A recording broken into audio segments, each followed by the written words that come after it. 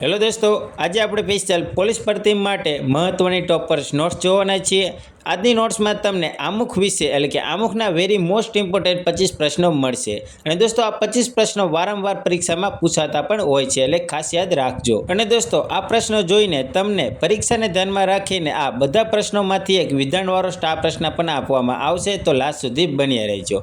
અને હા, હજી સુધી જો તમે અમારી ચેનલ સાથે જોડાના નથી તો જોડાઈ જજો, કેમ કે દોસ્તો આપણે મહત્વની ટોપર્સ નોટ્સ અને પાઠ્યપુસ્તકના એક પાઠના મહત્વના પ્રશ્નો આપણે લાવતા રહીએ છીએ, તો અમારી ચેનલને સબસ્ક્રાઇબ કરી નાખજો। તો ચાલો દોસ્તો શરૂ કરીએ આજના મહત્વના નોટ્સના પ્રશ્નો। પ્રશ્ન 1, આમુખનો સ્ત્રોત કયા દેશના બંધારણમાંથી લેવામાં આવ્યો છે? તો દોસ્તો આનો આન્સર આવશે અમેરિકા દેશમાંથી। આમુખનો સ્ત્રોત અમેરિકા દેશના બંધારણમાંથી લેવામાં આવ્યો છે। પ્રશ્ન 2, બંધારણને સમજવાની ચાવી કોને કહેવાય છે? તો દોસ્તો આનો આન્સર આવશે આમુખને। બંધારણને સમજવાની ચાવી આમુખને કહેવામાં આવે છે। પ્રશ્ન 3, આમુખની ભાષાનો સ્ત્રોત કયા દેશના બંધારણમાંથી લેવામાં આવ્યો છે? તો દોસ્તો આનો આન્સર આવશે ઓસ્ટ્રેલિયા દેશમાંથી। આમુખની ભાષાનો સ્ત્રોત ઓસ્ટ્રેલિયા દેશના બંધારણમાંથી લેવામાં આવ્યો છે। પ્રશ્ન 4, બંધારણની શરૂઆત ક્યાંથી થાય છે? તો દોસ્તો આનો આન્સર આવશે આમુખથી। બંધારણની શરૂઆત આમુખથી થાય છે। પ્રશ્ન 5, ભારતના બંધારણનું આમુખ કેટલા વાક્યનું બનેલું છે? તો દોસ્તો આનો આન્સર આવશે એક વાક્યનું। ખાસ યાદ રાખજો, ભારતના બંધારણનું આમુખ એક વાક્યનું બનેલું છે। પ્રશ્ન 6, ભારતના બંધારણમાં કયા ભાગને બંધારણનો આત્મા કહેવામાં આવ્યો છે? તો દોસ્તો આનો આન્સર આવશે આમુખને।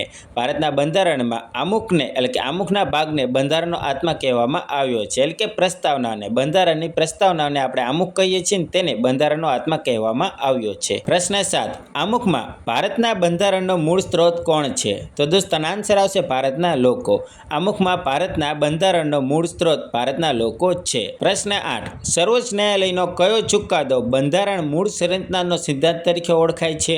તો દોસ્તો આનો આન્સર આવશે કેશવાનંદ ભારતી વિરુદ્ધ કેરળ રાજ્યમાં જે 1973માં ચુકાદો હતો, તેને બંધારણના મૂળ સંરચનાનો સિદ્ધાંત તરીકે ઓળખવામાં આવે છે, એટલે કે સર્વોચ્ચ ન્યાયાલયનો કેશવાનંદ ભારતી વિરુદ્ધ કેરળ રાજ્યમાં જે ચુકાદો હતો તે બંધારણનો મૂળ સંરચનાનો સિદ્ધાંત તરીકે ઓળખાય છે। પ્રશ્ન 9, સર્વોચ્ચ ન્યાયાલયે કયા ચુકાદામાં આમુખને બંધારણનો ભાગ માન્યો ન હતો?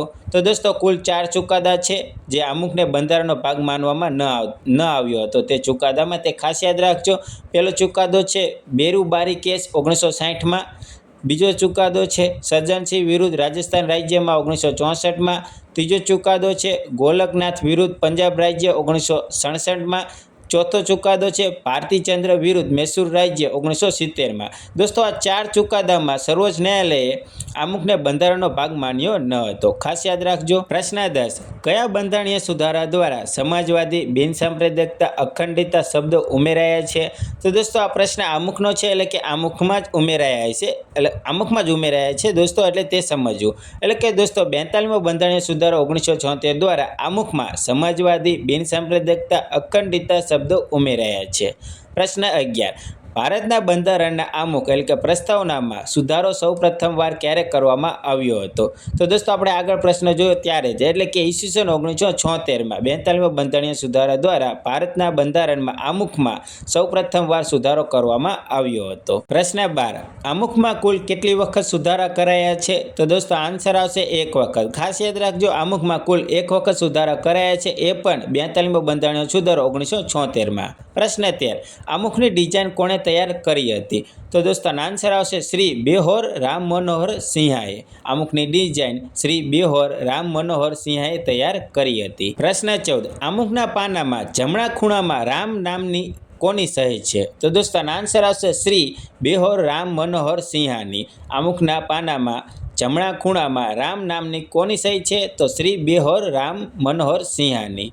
પ્રશ્ન 15, આમુખનું સુલેખન કોણે કર્યું હતું? તો દોસ્તો ખાસ યાદ રાખજો, અહીંયા બધા ભૂલ કરતા હોય છે, શ્રી રામ મનોહર સિંહાને ત્યાં ઓપ્શનમાં ટીક કરીને આવે છે, પણ દોસ્તો આનો આન્સર આવશે પ્રેમ બિહારી નારાયણ રાયજાદા।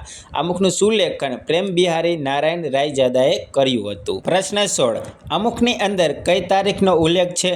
તો દોસ્તો આન્સર આવશે 26 નવેમ્બરનો। આમુખની અંદર 26 નવેમ્બર તારીખનો ઉલ્લેખ છે।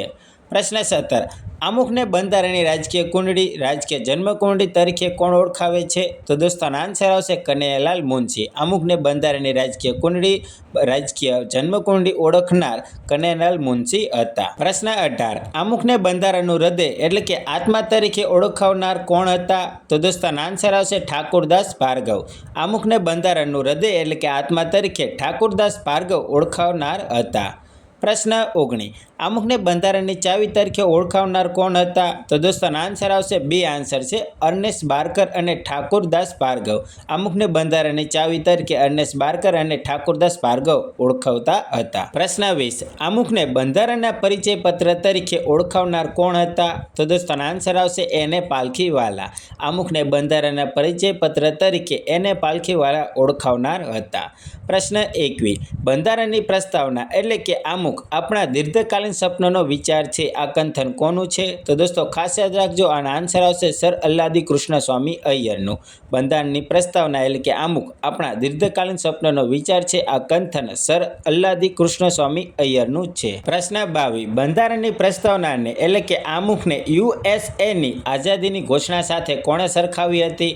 તો દોસ્તો આનો આન્સર આવશે ન્યાયમૂર્તિ હિદાયતુલ્લાએ. બંધારણની પ્રસ્તાવનાને એટલે કે અમુકને યુએસએની આઝાદીની ઘોષણા સાથે ન્યાયમૂર્તિ હિદાયતુલ્લાએ સરખાવી હતી. પ્રશ્ન 23 ભારતના બંધારણમાં ન્યાયનો સિદ્ધાંત શેમાંથી લેવાયો છે? તો દોસ્તો આનો આન્સર આવશે રશિયન ક્રાંતિમાંથી. ભારતના બંધારણમાં ન્યાયનો સિદ્ધાંત રશિયન ક્રાંતિમાંથી લેવાયો છે. પ્રશ્ન 24 ભારતના બંધારણમાં સમાનતા સ્વતંત્રતા અને બંધુતાનો સિદ્ધાંત શેમાંથી લેવાયો છે? તો દોસ્તો આનો આન્સર આવશે ફ્રાન્સ ક્રાંતિમાંથી. ભારતના બંધારણમાં સમાનતા સ્વતંત્રતા અને બંધુતાનો સિદ્ધાંત ફ્રાન્સ ક્રાંતિમાંથી લેવાયો છે. પ્રશ્ન 25 ભારતના બંધારણમાં કેટલા પ્રકારના ન્યાયનો ઉલ્લેખ છે? તો દોસ્તો આન્સર આવશે 3 પ્રકારના સામાજિક આર્થિક અને રાજકીય. ભારતના બંધારણમાં કુલ 3 પ્રકારના ન્યાયનો ઉલ્લેખ છે તે છે સામાજિક આર્થિક અને રાજકીય. દોસ્તો અત્યારે આપણે ટોપર નોટ્સમાંથી અમુકના મહત્વના 25 પ્રશ્નો અત્યારે આપણે પૂરા કરીએ છીએ. આ 25 પ્રશ્નોમાંથી હવે તમને સ્ટાર પ્રશ્ન એટલે કે એક વિધાનવાળો સ્ટાર પ્રશ્ન આપવામાં આવશે. તેનો જવાબ તમારે જાતે કે કમેન્ટમાં જણાવવાનો છે. કેમ કે દોસ્તો આ પ્રશ્ન આપણે આગળના જે 25 પ્રશ્ન જોયા તેમાંથી જ છે એટલે તમારે કમેન્ટમાં જણાવવાનો છે.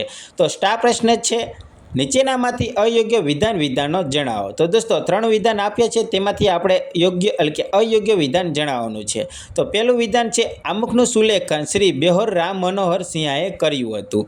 બીજું વિધાન છે અમુકની અંદર 26 ડિસેમ્બર તારીખનો ઉલ્લેખ છે. ત્રીજું વિધાન છે ભારતના બંધારણમાં ન્યાયનો સિદ્ધાંત ફ્રાન્સ ક્રાંતિમાંથી લેવાયો છે. તો દોસ્તો આ 3 વિધાન છે અને ઓપ્શન આપ્યા છે. ઓપ્શન એ પહેલું અને ત્રીજું વિધાન અયોગ્ય છે. ઓપ્શન બી પહેલું અને બીજું વિધાન અયોગ્ય છે. ઓપ્શન સી માત્ર ત્રીજું વિધાન અયોગ્ય છે. ઓપ્શન ડી આપેલ તમામ વિધાન અયોગ્ય છે એટલે કે આપેલ તમામ વિધાન ખોટા છે.